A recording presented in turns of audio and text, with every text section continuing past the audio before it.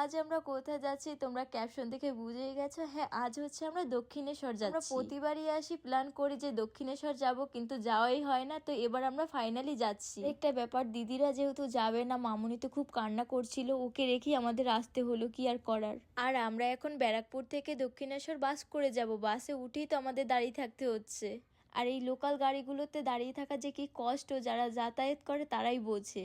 তারপর তো গাড়ি চেঞ্জ করে আমরা আরেকটি গাড়িতে উঠিয়েছি। তো যেতে যেতে প্রায় দুপুর হয়ে গেছে। জানি না মায়ের দর্শন পাবো কিনা, কারণ একটু বাদে মন্দির অফ হয়ে যাবে, সেই 3টার সময় খুলবে। যাই হোক, কি আর করার, যেহেতু লেট হয়ে গেছে। আর পুজো দিতে হলে ভোর ভোর আসতে হয়। আর মন্দিরের ভিতর হচ্ছে ফোন অ্যালাও না, যতই আমরা ভিতরে যাই না কেন একদমই তোমাদের দেখাতে পারবো না।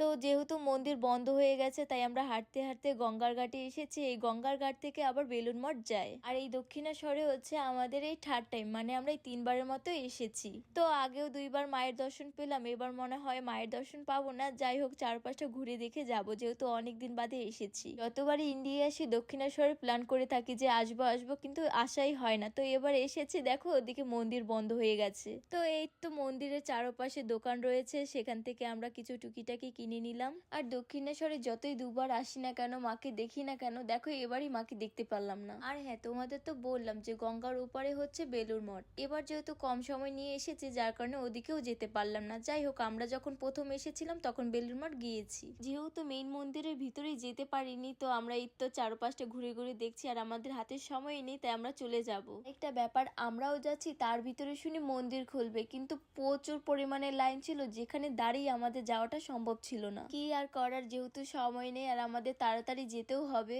তো এখন আমরা দক্ষিণেশ্বরের স্টেশনে এসেছি। এখান থেকে হচ্ছে আমরা মেট্রো করে দমদম যাব।